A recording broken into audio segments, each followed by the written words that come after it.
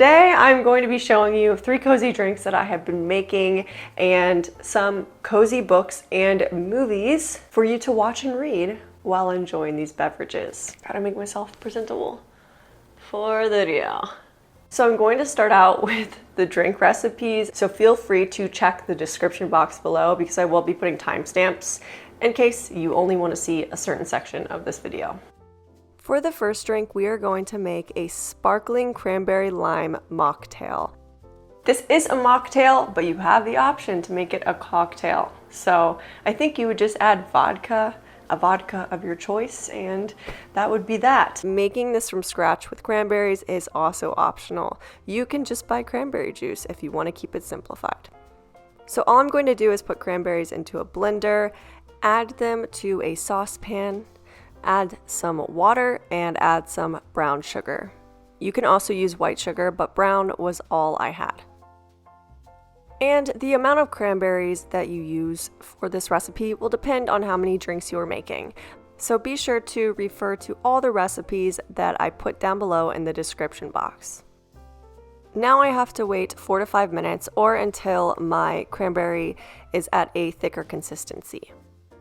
And while I'm waiting, I'm going to prep my other ingredients. I need to cut up a lime because I plan on using at least 1 wedge.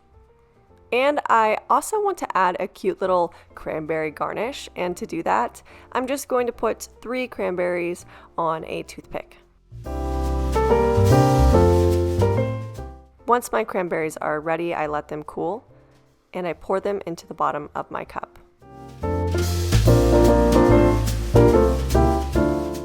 Now adding some ice because I want my drink extra cold, a squeeze of lime,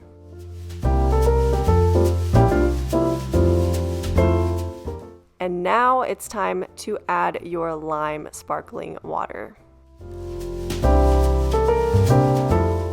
Because the sparkling water isn't sweetened in any way, the sweetener is all going to come from the cranberries that you make. So depending on how sweet you like your drinks, add more sugar or add less.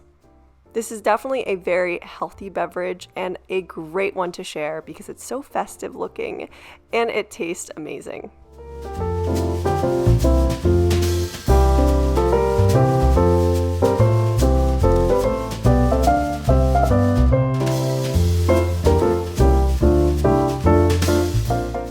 I really like to have those drinks that you can make throughout the day that are also festive, that aren't hot, just because it's kind of nice if you want a festive drink and you can have it with a meal and it's not something that's super overpowering or super sweet. I personally am not a huge fan of sweet things, not to mention with being a great drink to have throughout the day. It's so easy to make and it is really pretty. Next, we are going to make an eggnog latte. First, you will start out by making espresso or coffee.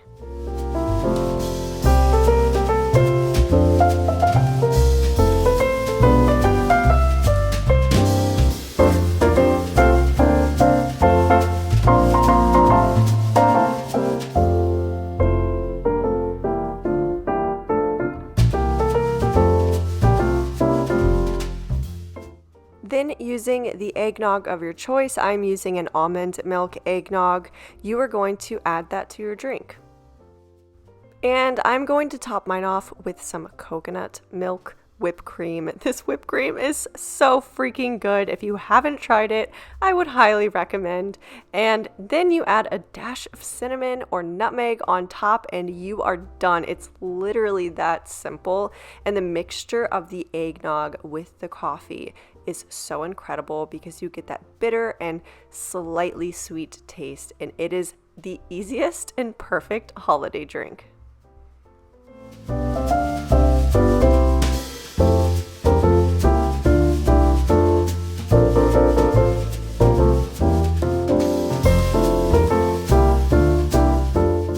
Next drink on the list is an orange pomegranate cider, but you know, a little less on the orange. It's just kind of to decorate the drink in the end.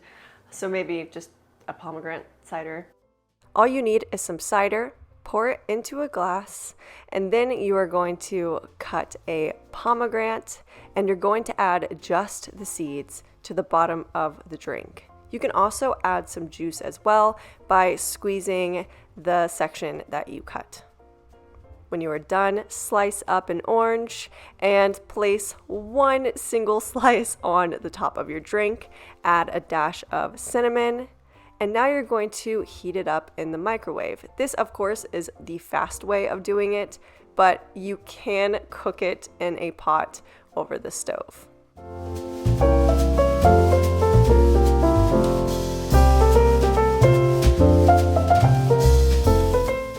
Once it's been heated, add another sliced orange peel to the side of your drink, mix it around a bit, add a cinnamon stick, and you are done. This is just a really easy way to spice up a cider drink and make it a little more festive.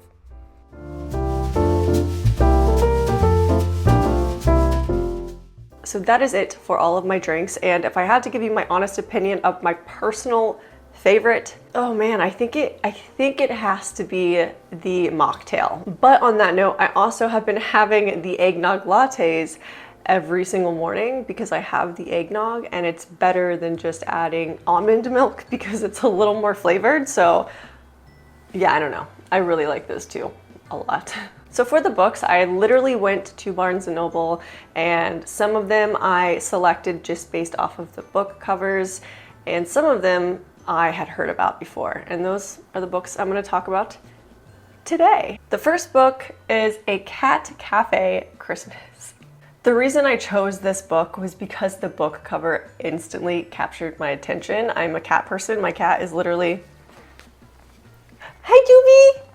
Hey Doobie! My cat's literally right here. I'm a cat lover, and I love reading about other people that love cats too. So this is a laugh out loud, opposites attract romance with the best C's in the world: cats, Christmas, and cafes. Veterinarian and animal lover Kara decides to open a cat cafe to try to find homes for adoptable cats. But unfortunately, with more cats than customers, her business starts to plummet. So when a smart, bossy marketing guru named Ben approaches her about a plan he has to help her cafe succeed, she realizes she can't turn it down because she has to have all the cats adopted by Christmas. And if Ben and Kara can set aside their differences, they might discover that the best Christmas gift they can give each other is love. Yes, I just came up with that myself.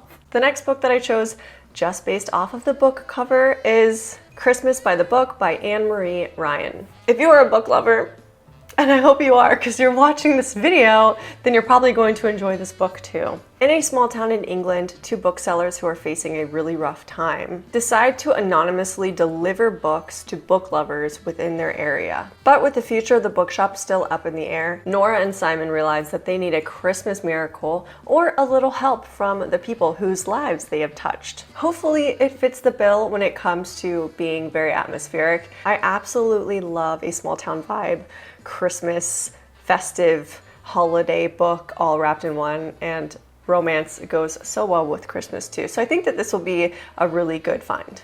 Next is All Is Bright, a Christmas Romance by Rayanne Thane. Sage is an ambitious young architect who takes on her worst client ever, Mason Tucker. Mason Tucker is a former pro baseball player who has recently been in a plane crash, and he's determined to not let anyone breach his emotional defenses. But after getting to know Sage and know her positivity and warmth, he begins to fall for her, and Sage also begins to fall for him. I'm the biggest fan of the enemies to lovers trope, and that's kind of feels like that's what this book is. So I'm excited to read it, and it also has a really good rating on Goodreads, and that also is what made me put this book on this list, because the people don't lie. The next book on the list is Dash and Lily's Book of Dares, and oh my gosh, I love this one so much. Also, just have to note this, if you read the book, you can watch the show on Netflix, and the show is even more atmospheric.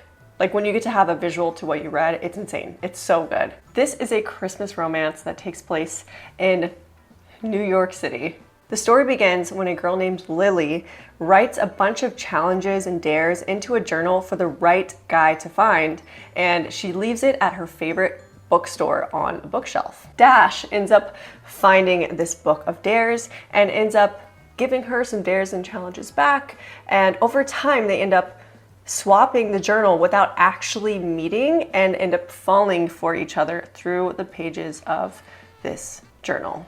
And also, can I just say, Lily is obsessed with Christmas and Dash isn't. He doesn't really like it, so through these challenges, she tries to make him fall in love with Christmas. The next book is The Christmas Shopaholic. I just finished this book and it was so funny. And this book was just so accurate to how people shop around Christmas time and how they act around deals and how they act on Black Friday, waiting for 24 hours before a store opens just to get a TV.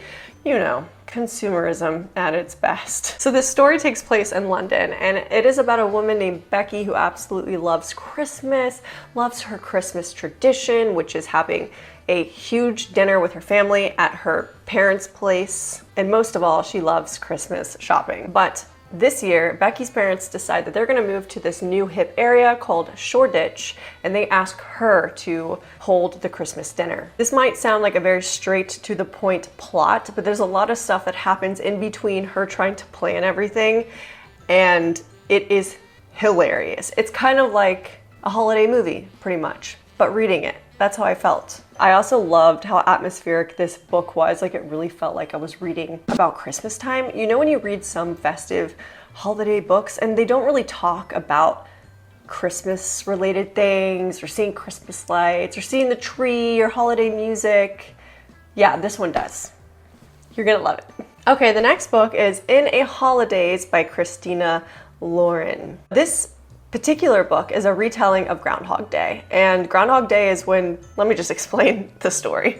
So this book starts out with May spending her last Christmas at her favorite place in the world, which is this snowy cabin in the woods of Utah. Mentally melting down as she drives away from the cabin for the very last time, she ends up getting in a car accident with her and her family in the car and wakes up back on the plane, flying to Salt Lake a week before Christmas. She was just in the car leaving after Christmas. So there's the time loop. So May is forced to relive the whole week leading up to Christmas and try to figure out how to get out of this time loop. But inevitably, it ends up being that she needs to confess her love to the one person that she's always liked. The reason I liked this book though is because I lived in Utah last year, and that setting alone is so beautiful and magical, especially when it's winter time. I really enjoyed the atmospheric winter vibes and the Christmas vibes. And the last book on this list is a little bit different. It is a thriller.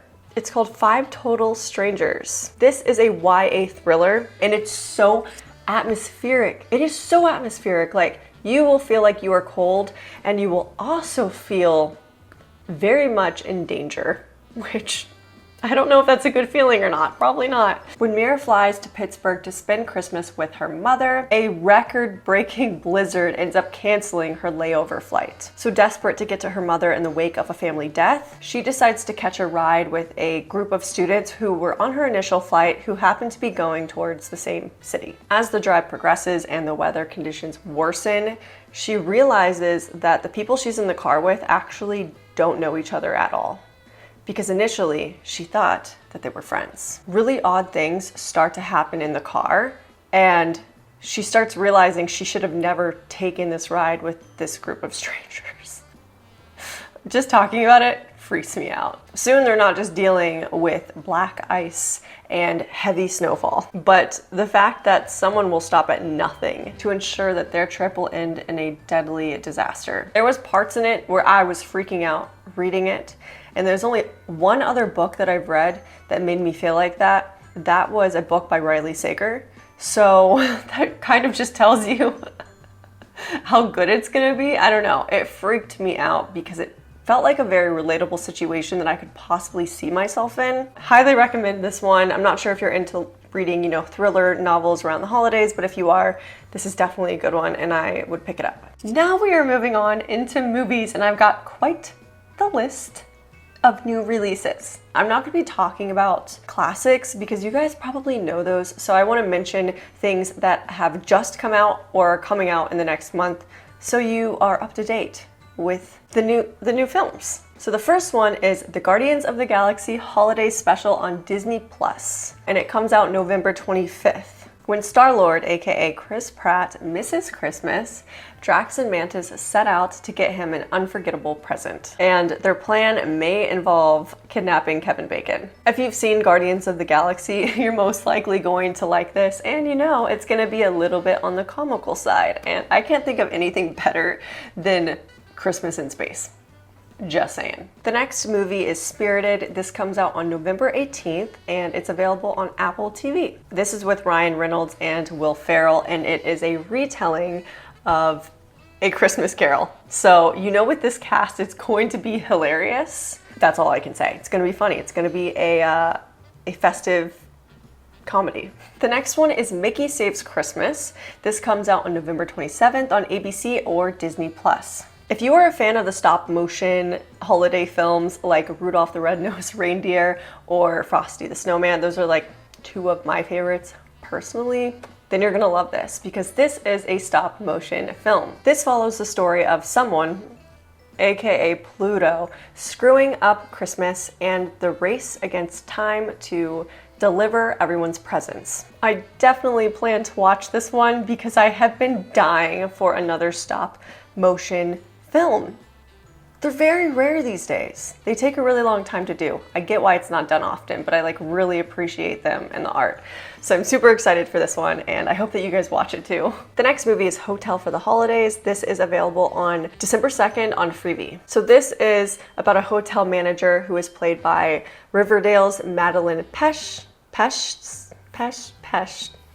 You know what? I can't pronounce her last name. I don't know if I'm saying it right. It's about a manager who works at a posh hotel who ends up getting in this love triangle with the hotel chef and a guest who just happens to be royalty. The love triangle always happens in holiday films or just films in general, and they always choose the person that you don't want them to choose, so I really hope that she goes with the prince. Like, please, go with the prince for once, please. And the last movie is Something from Tiffany's, and this comes out on December 9th on Amazon Prime. This is a classic, and I quote, because I am going to read this. Whoops, my engagement ring from my girlfriend got switched with another guy's gift, and now his girlfriend has the ring, so I need to get it back to her, or maybe I should just fall in love with her instead, plot. So if you're a fan of that, you're gonna like this. I'm pretty sure this movie also takes place in New York, and I love a holiday romance in New York City. You just can't beat it. That is it for all of my drinks, books, and movies. I hope you got some new book ideas, some new movie ideas. I know that I did just making this video. I've got a whole new movie list. I'm super excited about that. Well, I hope you guys are having a wonderful holiday season thus far, and I will see you all in the next one. Bye.